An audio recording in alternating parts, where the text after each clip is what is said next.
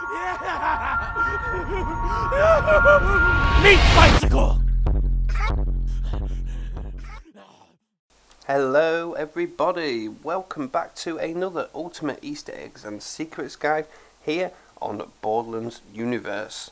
This is the series where I go through each of the three Borderlands games, Borderlands 1, 2 and the pre-sequel, and pick out a relevant Easter egg, reference or secret in there, and then just proceed to explain it in further detail, what it's all about, what it's referencing, and hopefully you guys will not know about at least one of them really. That's the aim, just to educate. There are thousands of Easter eggs within the Borderlands universe. All of them are absolutely brilliant in their own way, so it's good to take a look at ones that you may not know about, and hopefully that'll be the case with episode 29, which we're doing right now. So without further ado, let's get on with the guide.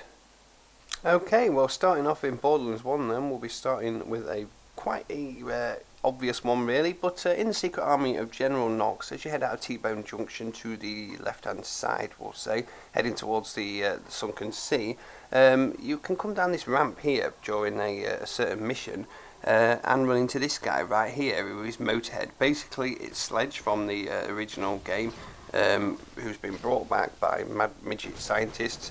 But yeah, down here he resides in his little cave, and he has a new name, and like I said, this may be an obvious one really, but this is a direct reference to the band Motorhead, which obviously are very famous around the world.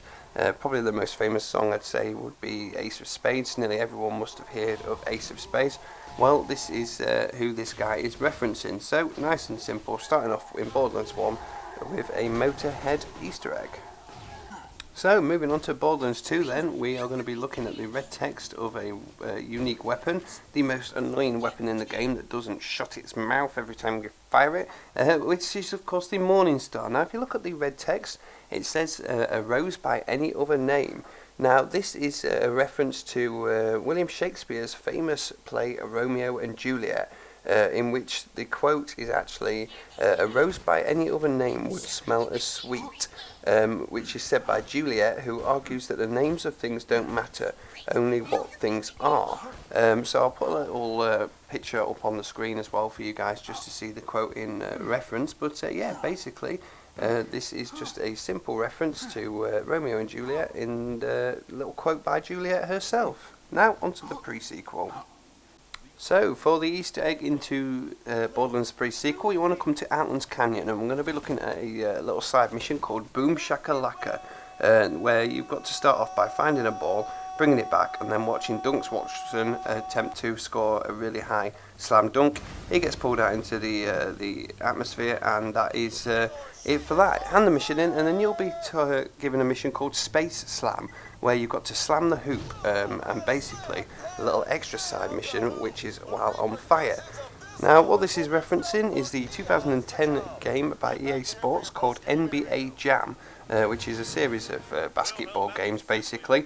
They also released another version of it called NBA Jam on Fire, so that is where the Space Slam mission comes from. It's referencing NBA Jam, and the on fire part of the side mission is just saying, you know, a little reference to the other version of the game as well.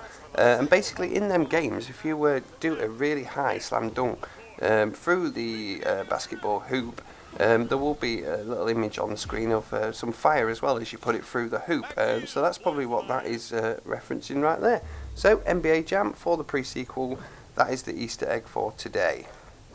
So there you go guys, 3 more great Easter eggs for you there, one from each of the 3 Borderlands games.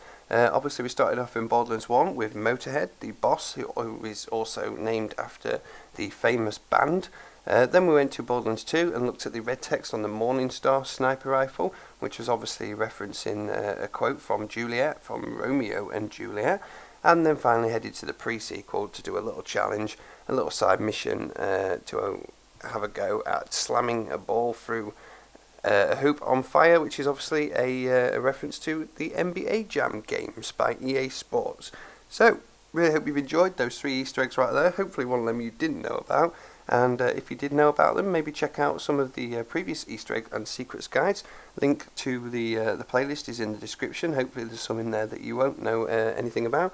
And of course, if you want to let me know about any Easter eggs that you may know about, that you think I might not, be sure to drop that down in the comments as well, and I'll look into it.